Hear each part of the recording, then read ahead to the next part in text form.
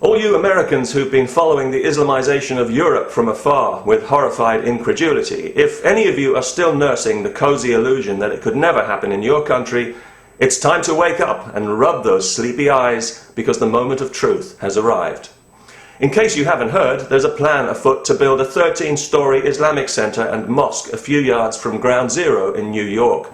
A plan that's been enthusiastically welcomed by politicians and civic leaders eager to show how tolerant they are at other people's expense. Is it possible to be astonished but not surprised? Apparently it's not enough that nearly 3,000 innocent people had to lose their lives in a hideous act of religious mass murder, but now their memory has to be insulted as well, and the religion that murdered them allowed to build a towering triumphalist mosque on the ground where they died.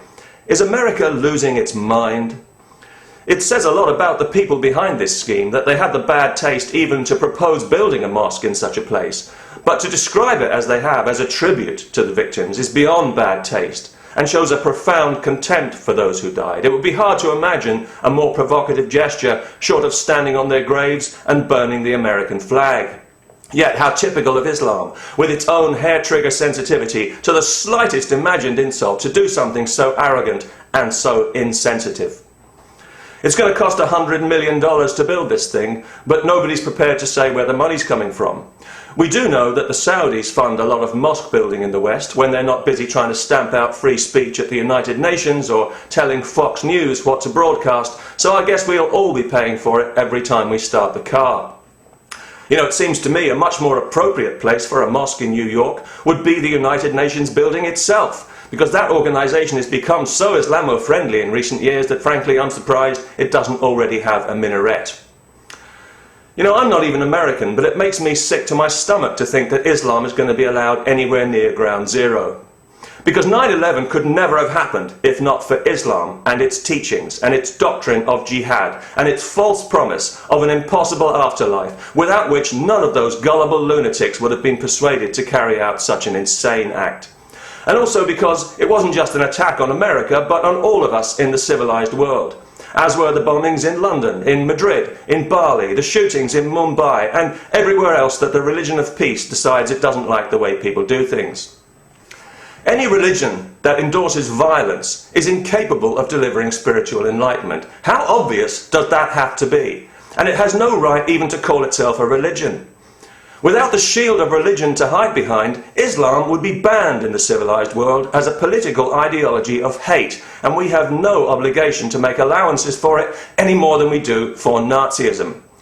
It's a bigger threat to our freedom than Nazism ever was. Yes, both are totalitarian and both divide the world unnecessarily into us and them, the pure and the impure, and both make no secret of their desire to exterminate the Jews.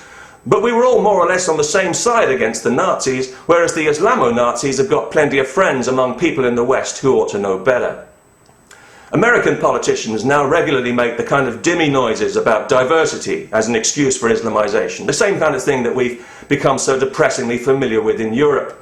It's true that diversity has been good for America. It's been the making of that country. But American diversity has always been grounded in respect for the values, the individual liberties that make America what it is. Islam rejects those values, and that's the difference, and it's a very important difference. Islam despises what America is. It rejects everything America stands for, including freedom and diversity. And any Muslim who denies that is a liar. The organisation behind this scheme is called the Cordoba Initiative, and the building is to be called Cordoba House. And this is because Cordoba, or Cordoba, is the city in southern Spain where Muslims built their first great mosque at the start of, and as a symbol of, their conquest of Spain. The Ground Zero Mosque is intended to serve the same purpose in America. Building mosques on conquered sacred ground is standard practice. It's what Islam has always done to assert its supremacy, and that is what's happening here. And of course they know how insulting it is, how offensive it is. Are you kidding? Why do you think they chose a site as close as possible to Ground Zero? Or do you think that that was just an accident?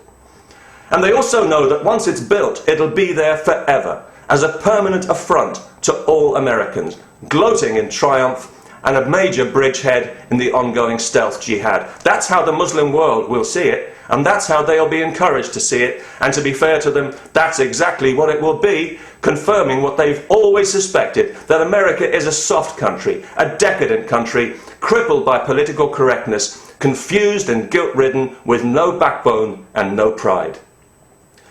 They plan to open it next year, on September the 11th, the 10th anniversary of the atrocity. Is that tasteless enough for you? I'm surprised they haven't organised a 757 flypast. But you know, it doesn't have to be this way. Here in London, we had a similar situation just recently where they wanted to build a gigantic mosque to overshadow the Olympic Games. Public opinion put a stop to that, and public opinion can put a stop to this disgraceful plan as well. And it can tell this group and the politicians who support them that enough is enough, and that this is one insult too far, and that America is a big country and there's plenty of room for them to build their offensive mosque if they have to, somewhere else, somewhere perhaps more appropriate to the spirit of their religion, like the Arizona desert or Death Valley.